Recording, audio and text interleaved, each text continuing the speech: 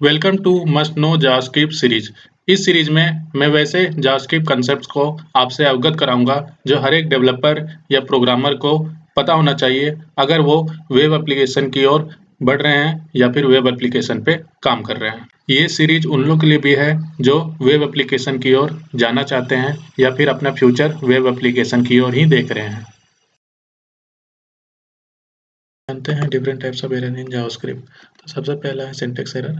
तो syntax error में क्या होता है कि वो सारे एरर्स जो सिंटैक्टिकली इनकरेक्ट हो, मतलब कि कहीं हम डिक्लेरेशन कर दिए, कहीं हम कर्ली ब्रेसेस नहीं दिए, कहीं हम मिस स्पेलिंग कर दिए, तो ये सारे एरर्स पार्स नहीं होंगे कंपाइल, और पार्सिंग के समय ये फेल हो जाएगा। तो ये सब सारे सिंटैक्टिकली इनकरेक्ट है। फॉर एग्जांपल यहाँ सिंटैक्टिकली इनकरेक्ट है, मैंने कर्ली ब्रेसेस नहीं दिया, अभी दे दिया हूँ तो ये करेक्ट हो जाएगा सिंटैक्टिकली। तो नेक्स्ट आते हैं, इसमें इस केस में क्या हो रहा है कि रीडिक्लेरेशन कर दे रहा हूँ जिसके कारण ये इनकरेक्ट है। अब आता है लॉजिकल एरर में। तो लॉजिकल एरर क्या होता है कि वो सिंटैक्टिकली करेक्ट होता है बट लॉजिकली वो करेक्ट नहीं होता है। फॉर एग्जांपल हम यहाँ पे एवरेज वैल्यू निकाल रहे हैं, तो ये तीनों का सारा सम करके डिवाइड बाय 3 होना चाहिए, बट यहाँ पे सिंटैक्टिकली करेक्ट है बट लॉजिकली क्या हो रहा है कि t/3 कर दे रहा हूँ सिर्फ, और बाकी सब में सम कर दे रहा हूँ, तो ये है सो एरर थ्रो करेगा। तो ये लॉजिकली एरर है। तो इसे फाइंड करना बहुत ही टिपिकल काम होता है। अब आते हैं रन टाइम एरर में। तो रन टाइम एरर क्या होता है कि रन टाइम में वो एरर ओकर होता है।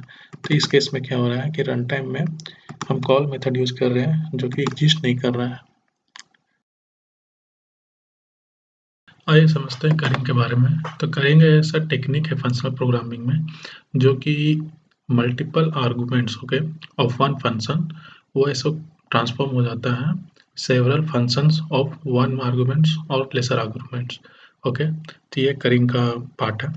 तो एग्जांपल सा समझते हैं। तो ये एक फंक्शन लिया जो कि मल्टीपल आर्गुमेंट्स हो रहा है और यहाँ पे रिटर्न हो रहा है मल्टीपल। फिर उसके बाद ये फंक्शन लिया जो करिंग फंक्शन है।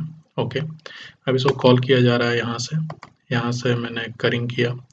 वो इनर फंक्शन बेसिकली वो मल्टीपल आर्गुमेंट्स वाला फंक्शन है, उसको मैंने पैरामीटर में लिया और रिटर्न में यहाँ क्लोजर बन रहा है तो यहाँ एक वेरिएबल में उसको स्टोर किया करिंग फंक्शन को।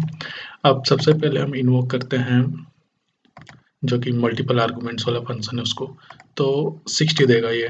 ओके, और सेकेंड में हम करिंग फंक्शन इन्वोक कर रहे हैं तो वो भी वैल्यू 60 देगा। तो ये उसका टाइप्स है लिखने का तरीका। ओके, 652।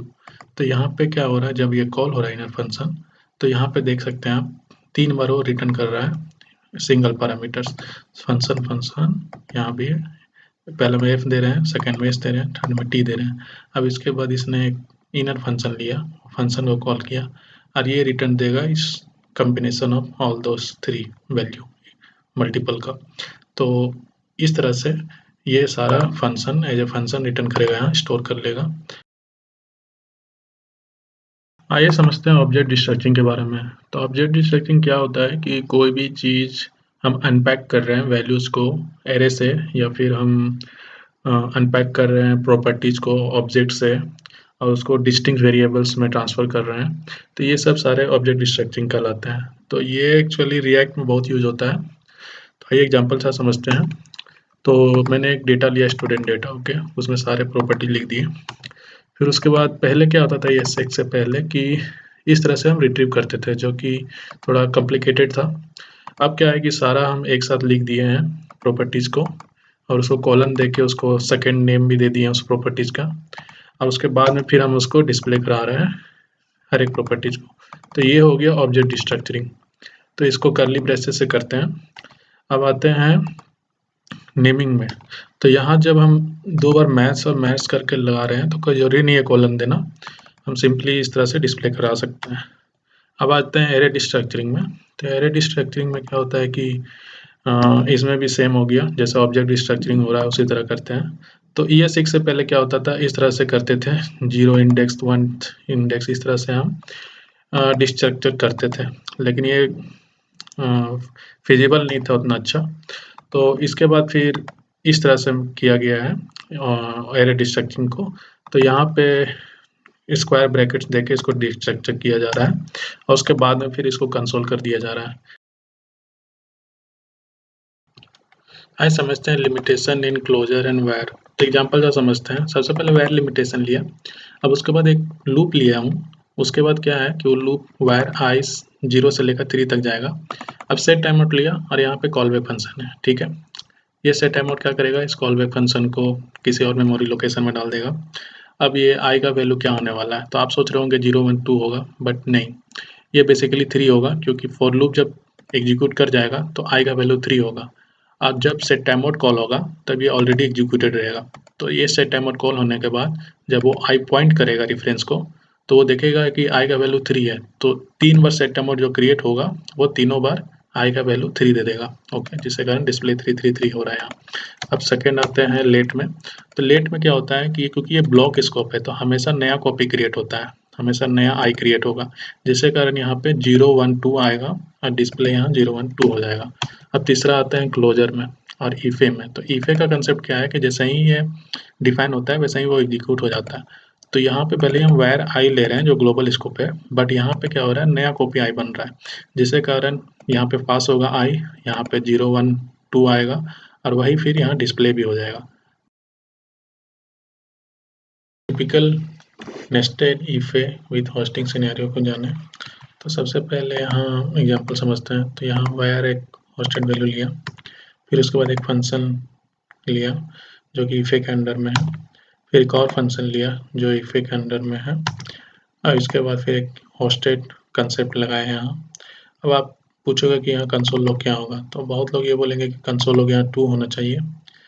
तो चलिए जानते हैं। तो सबसे पहले यहाँ कोड एग्जीक्यूशन होगा, तो पॉइंटर जब यहाँ आएगा तो इसको एग्जीक्यूट करेगा, फिर जब पॉइंटर यहाँ आएगा तो ये कम्प्लीटली इस फंक्शन को एग्जीक्यूट करेगा, फिर वो एग्जीक्यूट करने के बाद पॉइंटर जब यहाँ आएगा तो इसको एग्जीक्यूट करेगा, फिर एक और इफे लिया है तो इसको एग्जीक्यूट करेगा पॉइंटर, फिर जब पॉइंटर यहाँ आएगा तो क्रिएशन फेज के दौरान यहाँ पे होस्टेड वैल्यू अनडिफाइंड हो जाएगा मेमोरी में, फिर उस अनडिफाइंड को अगर प्लस प्लस कर रहे हैं तो नॉट ए नंबर होता है, तो यहाँ console log hosted value not a number आएगा, जिसके कारण यहाँ पे हम नॉट ए नंबर डिस्प्ले करेंगे। रिकर्सन ऐसा टेक्निक है जिसमें कि हम फंक्शंस को बार बार कॉल कराते हैं, कुछ कंडीशन मेट करने के बाद वो फंक्शन कॉल नहीं होता है। तो एग्जांपल से समझते हैं। तो यहाँ पे रिकर्सिव फंक्शन इन्वोक किया, यहाँ पे पैरामीटर 4 पास किया, ठीक है। यही वो कंडीशन है जिसको वो अगर वो ट्रू हुआ तो फंक्शन कॉल नहीं होगा और यहाँ से एग्जिट हो जाएगा। तो क्योंकि यहाँ पे ट्रू नहीं हो रहा है, 4 पास किए हैं, तो इसको कॉल करेगा वो, ठीक है। तो यहाँ 4 प्लस होगा और यहाँ रिकर्सिव फंक्शन फिर से कॉल हो जाएगा, तो इस बार 3 आएगा, ठीक है। तो इस तरह से वो रिकर्सिवली इंटीरियर वो कॉल करते जाता है तब तक जब तक कि नम 0 ना हो जाए। नम 0 हो गया तो वो बाहर होके नम 0 आ जाएगा, ठीक है। तो वो नम 0 यही है। तो यहाँ पे हर एक आइटरेशन में आप देख सकते हो सम हो रहा है, ठीक है। उसके बाद हम नेक्स्ट एग्जाम्पल में आते हैं, दूसरा एग्जाम्पल समझने के लिए। तो दूसरा एग्जाम्पल में क्या है कि हम फैक्टोरियल एक लेते हैं, तो यहाँ पे भी ऐसे ही रिकर्सिव फैक्टोरियल ले रहे हैं। यहाँ पे 5 हम पैरामीटर पास किए हैं, तो ये एक एरो फंक्शन ले रहे हैं हम। तो इसमें क्या हो रहा है कि अगर नम 0 हो गया, जो कि अभी तो नहीं होगा क्योंकि 5 पास किया है, तो वो रिटर्न 1 करेगा, एल्स वो रिटर्न ये करेगा नम इंटू रिकर्सिव फैक्टोरियल नम माइनस 1, तो ये 4 होगा, ठीक है। तो इस तरह से रिकर्सिवली कॉल होगा, तो ये 4 होगा, फिर 3 होगा, फिर 2 होगा, फिर 1 होगा, फिर जब 0 होगा तो ये रिटर्न 1 हो जाएगा, जिसके कारण यहाँ पे 120 डिस्प्ले वैल्यू आएगा, 5 into 4 into 3 into 2 into 1। Time out एक एसिंग फंक्शन है जिसका कि कॉल बैक फंक्शन एक मैसेज क्यू में जाके स्टोर होता है, और कॉल स्टैक एम्प्टी होने के बाद वो particular call back function message queue से डिटैच होके कॉल स्टैक में अटैच हो जाता है और एग्जीक्यूट हो जाता है। तो एग्जांपल जस्ट समझते हैं। तो यहाँ पे ग्लोबल एग्जीक्यूशन कॉन्टेक्स्ट में जावास्क्रिप्ट इंजन इसको पहले एग्जीक्यूट कर देगा, फिर इसको कॉल करेगा जावास्क्रिप्ट इंजन। तो इसके अंदर वो सेट टाइम आउट एक एसिंग फंक्शन है, तो इसको वो जब एग्जीक्यूट करेगा तो क्या करेगा कि सेट टाइम आउट जाके अटैच हो जाएगा मैसेज क्यू में, फिर उसके बाद जावास्क्रिप्ट इंजन इसको एग्जीक्यूट करेगा, फिर इसको एग्जीक्यूट करेगा, उसके बाद फिर देखेगा कॉल स्टैक एम्प्टी है कि नहीं। तो कॉल स्टैक एम्प्टी नहीं रहेगा क्योंकि कंसोल डॉट लॉग जावास्क्रिप्ट को एग्जीक्यूट करना बाकी रहता है। तो ये एग्जीक्यूट होने के बाद सेट टाइम आउट में जाएगा, फिर सेट टाइम आउट 0 इंटरवल में इसको फिर एग्जीक्यूट करेगा और फिर इसको एग्जीक्यूट करेगा। अब आते हैं अगला एग्जांपल में।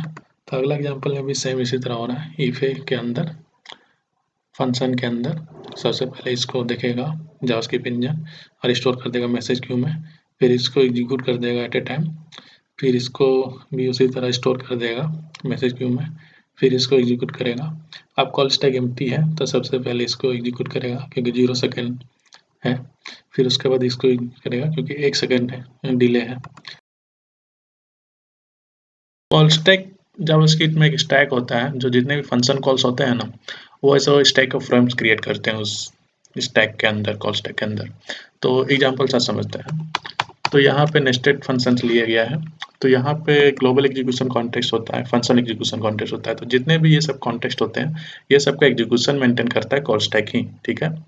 तो कंट्रोल सबसे पहले इसको एग्जीक्यूट करेगा कॉन्स्ट f इक्वल टू 6। उसके बाद कंट्रोल इसको जब एग्जीक्यूट करेगा तो पहला स्टैक फ्रेम क्रिएट होगा कॉल स्टैक के अंदर, और वो रेफरेंस करेगा जो आर्गुमेंट्स होता है और जो लोकल वेरिएबल्स है, लोकल वेरिएबल्स है उसको वो रेफरेंस करेगा।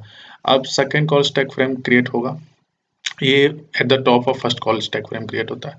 फिर सेकेंड कॉल स्टैक फ्रेम के अंदर जब कंट्रोल जाता है तो third call stack frame create होगा, ये इसके टॉप में होगा सेकेंड कॉल स्टैक फ्रेम में।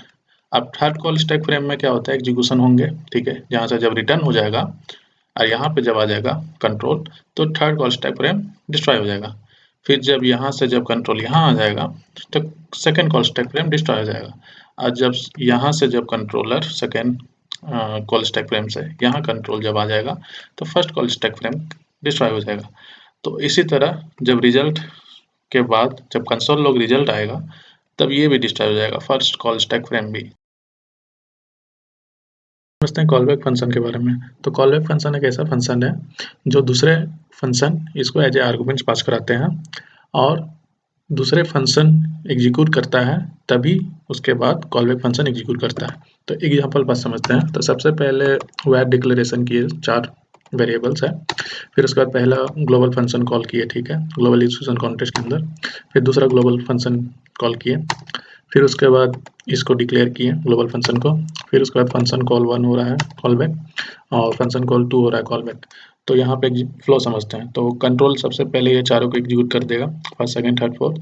फिर उसके बाद कंट्रोल जब इसको एग्जीक्यूट करेगा तो 3 पैरामीटर पास हुए हैं, फर्स्ट सेकेंड और कॉल बैक फंक्शन। तो अभी ये कॉल बैक फंक्शन एग्जीक्यूट नहीं हो रहा है, ये पैरामीटर पास हुआ है, तो ये रेफरेंस दे रहा है मेमोरी हिप को, ठीक है। फिर उसके बाद यहाँ पे आता है कंट्रोल, तो इसको एग्जीक्यूट करेगा, कंसोल लॉग कर देगा। फिर उसके बाद कॉलबैक फंक्शन अभी एग्जीक्यूट कर रहा है, आप देख सकते हो कि ग्लोबल फंक्शन पहले एग्जीक्यूट हुआ तब कॉलबैक फंक्शन एग्जीक्यूट हुआ। फिर उसके बाद रिजल्ट पास किए, तो ये बेसिकली इसको एग्जीक्यूट करेगा कॉलबैक फंक्शन 1 को।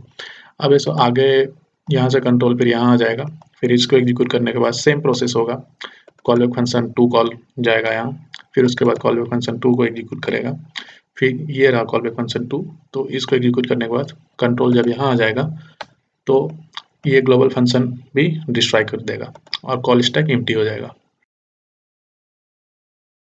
जितने भी प्रिमिटिव डेटा टाइप है जैसे कि स्ट्रिंग्स, बुलियंस, नंबर, ये सब सारे स्टोर होते हैं स्टैक में, ठीक है।